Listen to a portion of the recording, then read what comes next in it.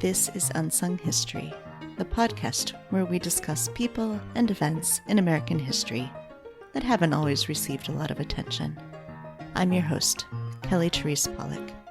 I'll start each episode with a brief introduction to the topic, and then talk to someone who knows a lot more than I do. Be sure to subscribe to Unsung History on your favorite podcasting app so you never miss an episode.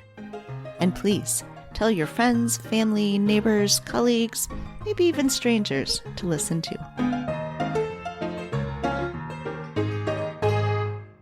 On today's episode, we are discussing queerness and queer suffragists in the women's suffrage movement in the United States, from the late 19th century through ratification of the 19th Amendment in 1920. In recent years, historians have paid increased attention to the people who were left out of the official accounts of the suffrage movement. This has meant recognizing the contributions of Black women and women of color who were active in the movement, some of whom we've highlighted on this podcast in the past. It has also meant recognizing the contributions of queer suffragists, whose role in the movement, or whose queerness, have sometimes been overlooked or even actively suppressed. As today's guest, Dr. Wendy Rouse, writes, quote, "In many ways, the suffrage movement was remarkably inclusive, providing sanctuary to individuals reflecting a wide range of gender expressions, gender identities, and sexualities, while fostering the formation of a variety of queer relationships. But queer suffragists had to develop complex strategies for survival in a movement concerned with public image and focused solely on one goal." Unquote. The push to what became the 19th Amendment kicked off in July 1848 at the Seneca Falls Convention in Seneca Falls, New York, the first women's rights convention in the U.S. Queer suffragists were central to the movement from its earliest days. Susan B. Anthony, whose name was lent to the 19th Amendment for her crusading work for suffrage, and who co-wrote the 6-volume History of Women's Suffrage, never married. As she told a reporter in 1896, quote, "I never found the man who was necessary to my happiness. I was very well as I was." Unquote.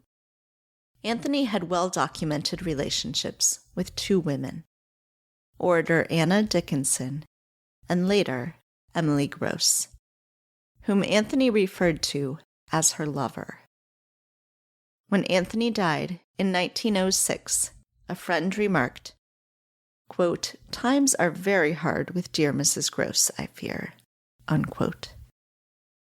Susan B. Anthony's niece, suffragist Lucy Anthony, was the longtime companion of physician and minister Anna Howard Shaw, who was president of the National American Woman Suffrage Association from 1904 to 1915. Lucy and Anna lived together in a home Anna built in Media, Pennsylvania, and Lucy was with Anna when she died in 1919. After Anna's death, Lucy referred to her as "my precious love" and "the joy of my life."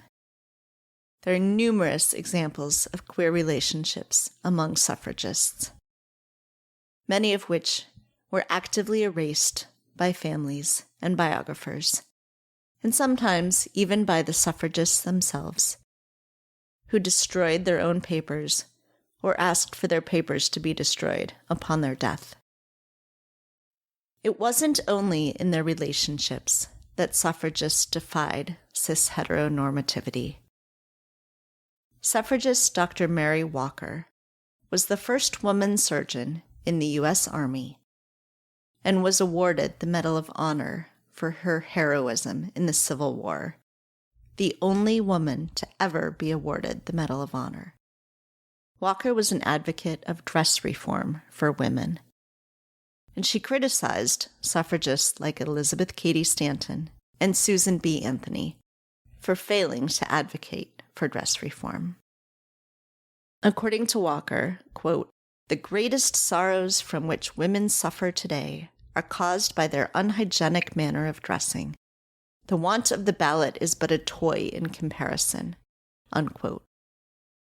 In her 1865 wedding to fellow medical student Albert Miller, Walker wore the reform costume of a skirt over pants.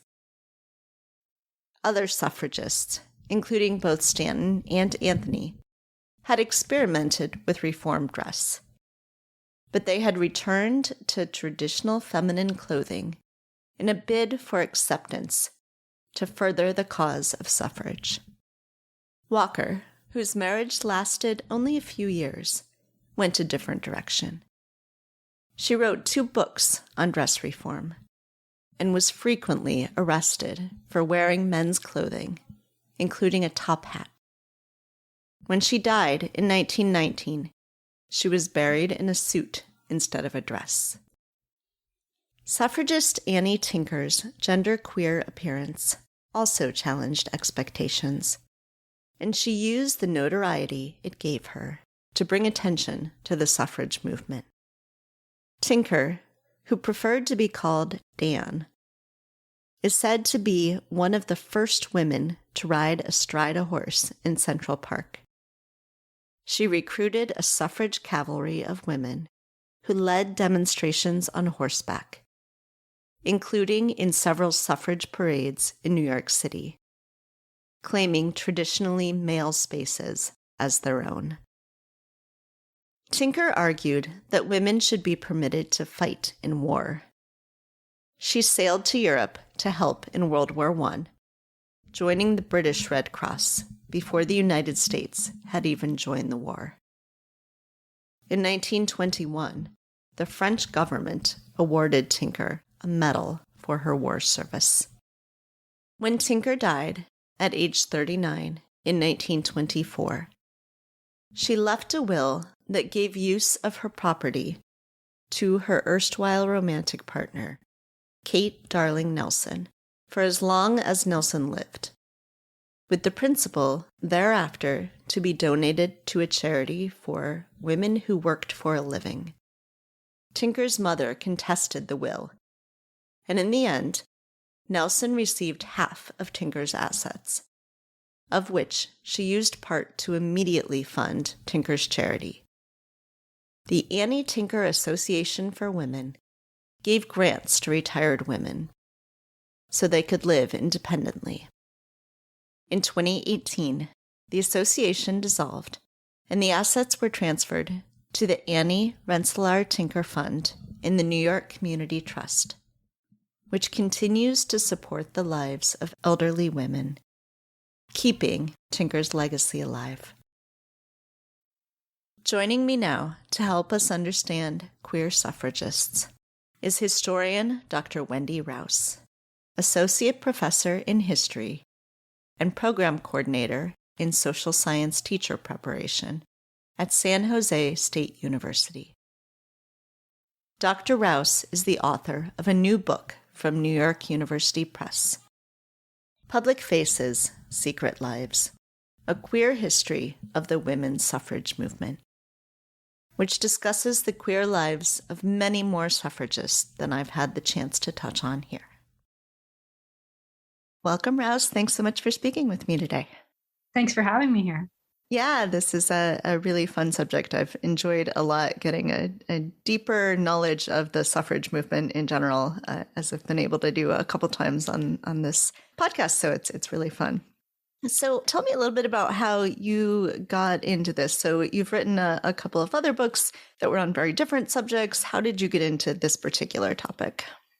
Yeah, well, I think I've always been interested in the women's suffrage movement. I teach it every year as part of the U.S. history course. And I've read a lot of books on the topic, but most of the books are political history And I started to be curious about the relationships of the women in the movement, because what I noticed is that the more you kind of dive into people's lives, the more you realize just how much they kind of sacrificed to be a part of the movement.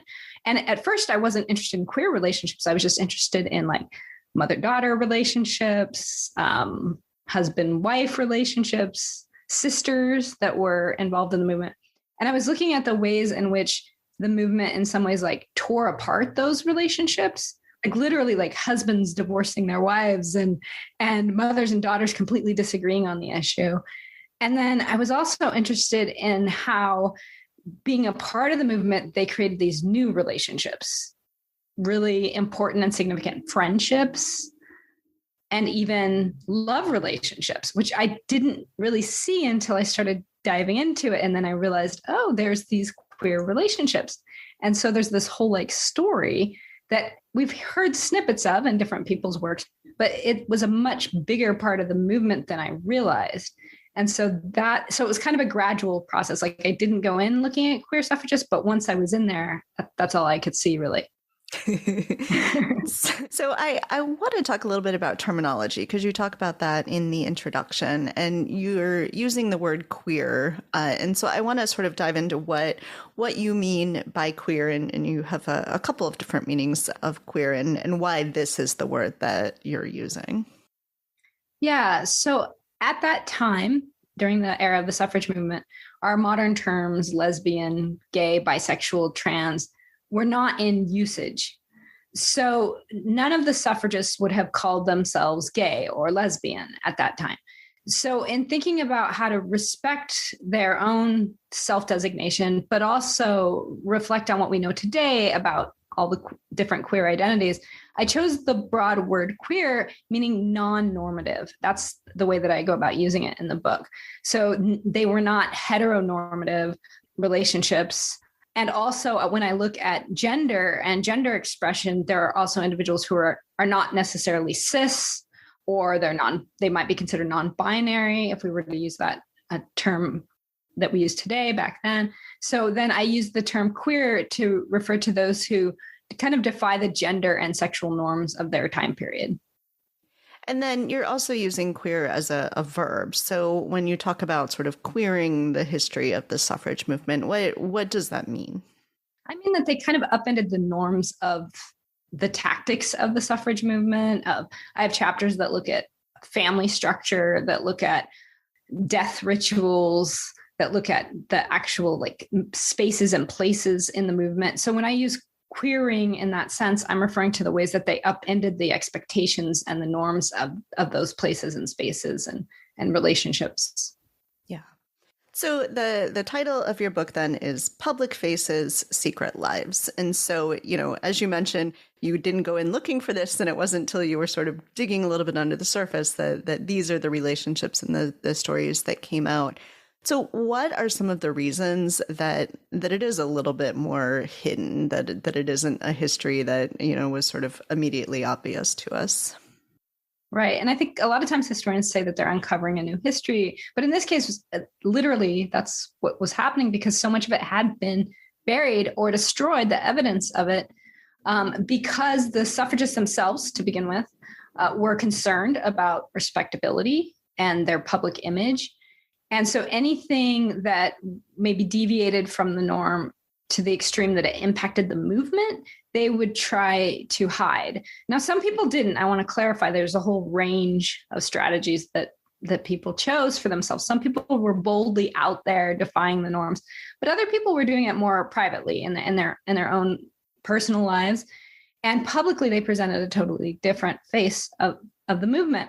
And so what we have then is, over time, we have kind of a sanitizing of the history of the suffrage movement, where some of these queer elements get diffused or completely removed, either by the suffragists themselves, by descendants, or later biographers who maybe weren't even aware. And so that work of recovery is trying to find what was there but has now been removed. Yeah. So then let's talk about sources and where you're going to find these, and the kind of, I think you say, sort of reading between the lines, reading against the grain kind of thing that you need to do sometimes to find these kind of stories. So what are the sources that you're looking at here? I really struggled with this in the beginning because, of course, you want to go straight to their diaries and find them talking about all of this, right? Or their letters. But oftentimes there wasn't anything there at first. At first, you're thinking, there's just nothing. I don't see anything. So there was a suffragist. Her name was Alice Morgan Wright. And everyone has suggested or implied in her biographies that she had a lifelong companion, and that perhaps that she was queer. But I was looking for hard evidence of during the suffrage movement, what kind of relationships did she have? Was there queer relationships? What happened over time in her life and that she ended up with this partner? And so I went into her documents and files expecting to see something, some love letters, and there wasn't anything there. So the question is really interesting, like, why were there no letters between her and the most important person in her life when she kept letters, all the other letters, right? So what I started to notice was that there were gaps, or what they refer to as archival silences. And so I began to look for why certain things weren't there, things that you would expect to be there. If someone saved all of the letters during their life and yet conspicuously missing are these set of letters. And so as I started looking for those things, I would find hints and clues that would suggest it. So I found a letter from her companion, her partner for life, and it's actually referred to her taking those letters out of the collection. And I don't know what she did with them, but I'm assuming she kept them for herself or destroyed them. And so that's part of what wasn't in there. So then that adds that element that we know to that story. And then I started looking in the backs of notebooks and sketchbooks, things that you wouldn't normally look at, like her college poems, right? Or things like that, where you might skim it and see that they're crossed out drafts and it's something that was never officially published or given away. And then I would notice that, there's initials there. Oh, look at this. This has been erased or this has been crossed out. And then you could see that these were actually love poems that were written not to a man, but to another woman. And then through cross-checking, you could figure out who they were written to. And then it starts to tell a bigger story. And so it was little pieces like that you start to piece together until you can finally see that there is a relationship here. Sometimes it's reading other people's letters talking about them, which was very revealing, like the gossip of the time. And so it gave you all these hints that you were able to put together. And I was very cautious not to just assume, knowing that there's a lot of deep friendships. It could have been roommates, right? So I would look for multiple factors to determine if this was a romantic relationship or not. Yeah. I mean, of course, the straight relationships at the time probably didn't have a lot of evidence other than like maybe a child or two that there's any sort of, heterosexual relationship actually happening. Exactly. So it's a kind of difficult burden of proof with queer people. Yeah. So what are the ways then that these women are able to support each other in these relationships? Like what are the networks that they're building? Well, I have a chapter where I talk about chosen families. And I think that that's very important because if you think about it, at the time, women are denied political equality, but they're also denied economic equality. They do not have equal access to education, to jobs. And so that financial kind of instability of choosing not to marry puts them in a precarious position. And then they don't have the legal protection of being under a husband or a father. So they really did rely on each other to protect each other and to care for each other and to literally provide for each other. So you often see suffragists, queer or not, moving in together, combining households, providing support, emotional, financial, and otherwise for each other. So I look at like the ways that suffragists themselves queered these concepts of households, of family, and created these situations that allowed them to survive and thrive in their own lives and in the movement itself.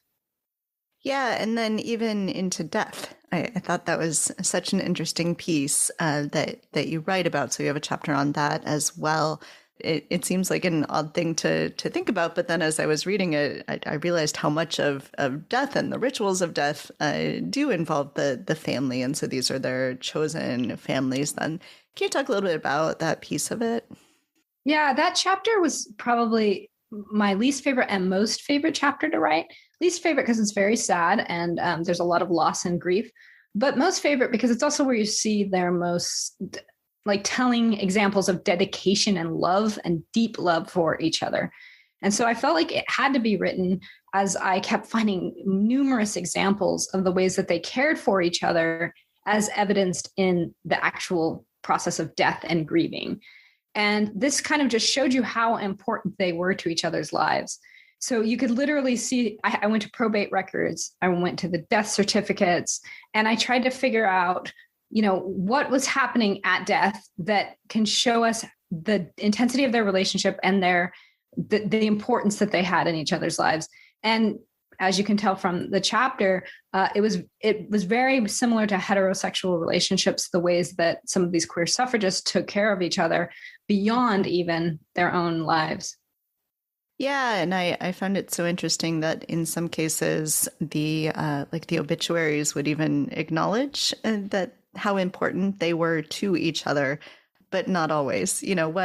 It just seems like you could find some cases where there was sort of an extraordinary, whether it was a true understanding in the society of what the relationship was, but at least acceptance of the public face of the relationship. And then, of course, some cases where that isn't so much the case.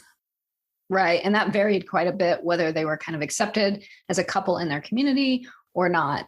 And so, yeah, there's a range of examples there of how much the community was a part of their relationship. Yeah.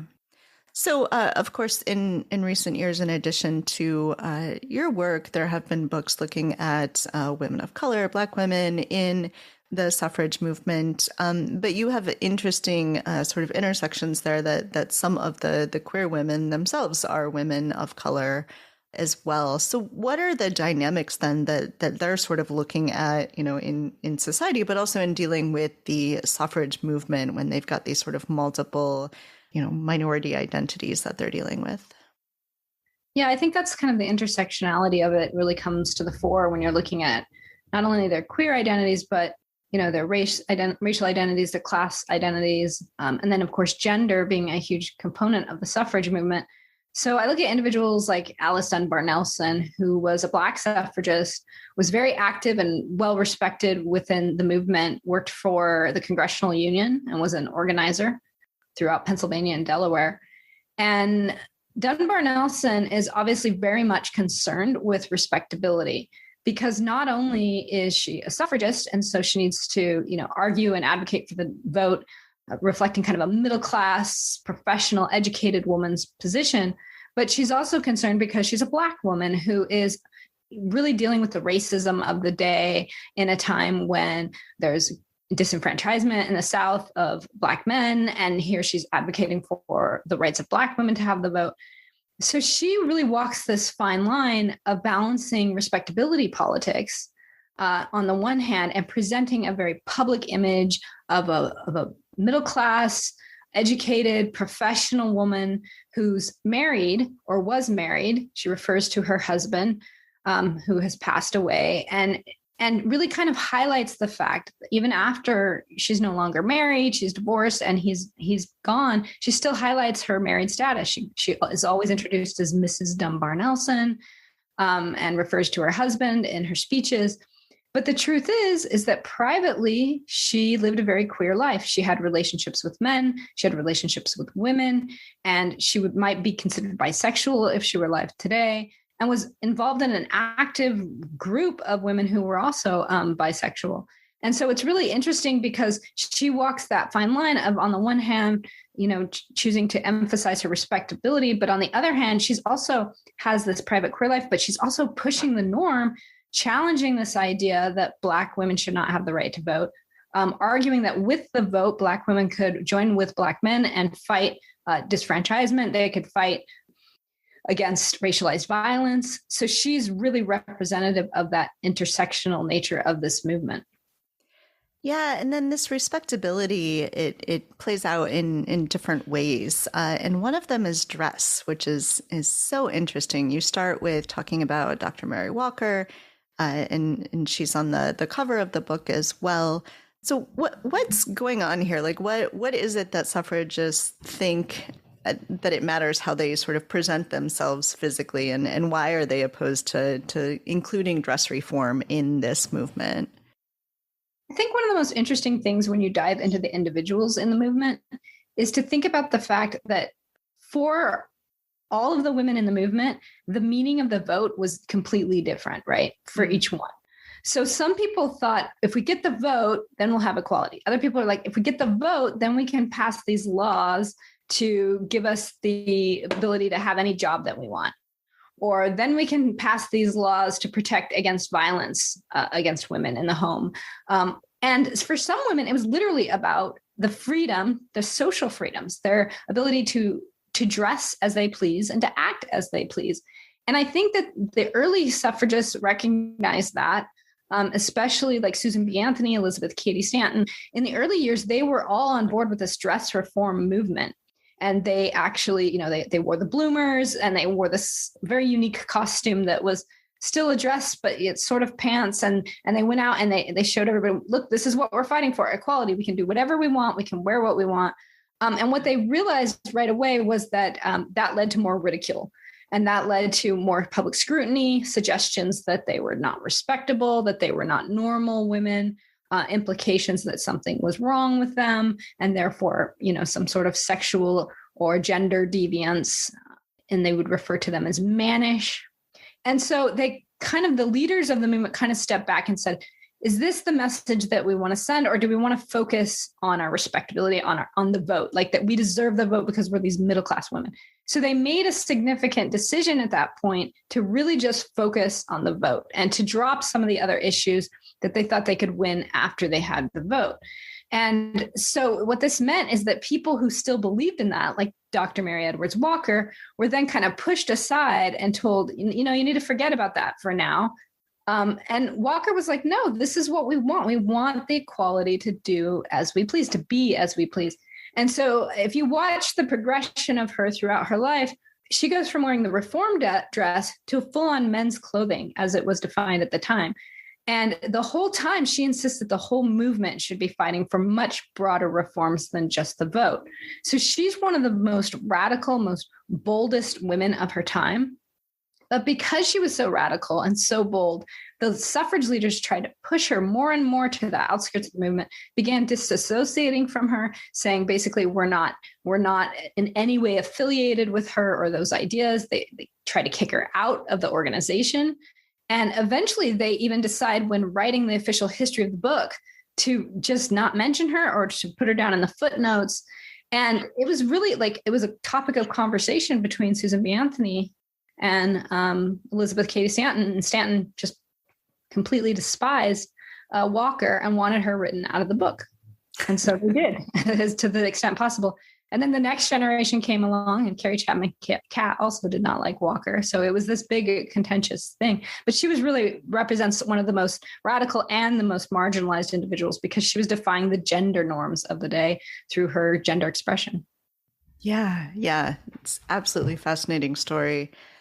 I feel like there's an important lesson here. Like, I don't want to judge people in the past, but I feel like there's lessons, and I'm not sure how to take them, about, they sort of switched gears, decided to sort of go with this respectability politics, and very unfortunately pushed people out, to the sidelines of the movement. In the end, they did get the vote, so in some ways it feels like the techniques or the tactics that they chose work, but, there's a serious cost to that. And there's a cost specifically for the queer women and the women of color. So I guess maybe, I don't want to say whether it was the sort of right thing or wrong thing, because I feel like that's the wrong question to ask. But what were the costs then to the women? I think that is maybe the sort of question I want to pose is, what are the costs to the queer women of having either themselves completely sidelined or having their pieces of their identity sidelined in this movement? What does that mean for them, that the movement is not embracing all parts of them?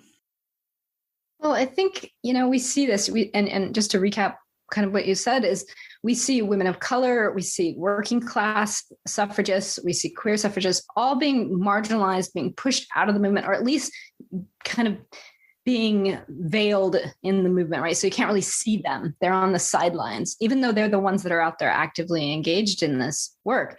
So I think the danger is, one, removing them from the history. So if you remove them from the history, literally, like I said, they did not write them into the history of the suffrage movement. They didn't write a lot of the Black women into the history of the suffrage movement. If you remove them from the history, then the implication is that they didn't exist. And that's what we're dealing with today with all these laws trying to remove queer history from the classrooms, right? Is this idea that if we remove them, then they won't exist. If the students don't learn about them, then they'll never know. And we know that that's dangerous. We know that that's dangerous because queer people do exist and have always existed and will continue to exist.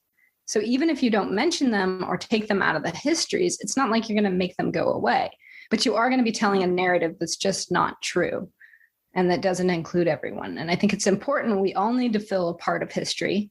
That's what history is. It's telling us our story, and that our story involves everyone, not just the middle class, the white middle class. I saw that you work with a teacher preparation program too. What are the ways that we can think about encouraging the next generation of teachers to be including that whole history? Yeah, I think, it's really interesting because there's been a general kind of move away from history. Like there's more emphasis on science and math and technology. And the truth is that history is super important. So I think encouraging people to keep studying history, people that want to be teachers to consider being a social studies teacher or history teacher, and emphasizing just how important that is. And we can see how important that is in our present moment when people lack a basic understanding of humanity and human history. So that's important. And then for teachers to think about how they do need to understand history in a broader sense. And it's not just a single political narrative structure, which we often are taught, that it involves our whole history, our social history.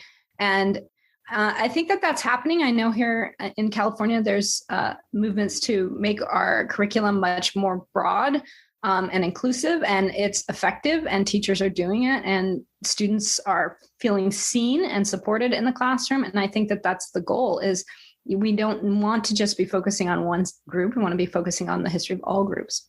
Mm-hmm. Yeah. That I think is really important.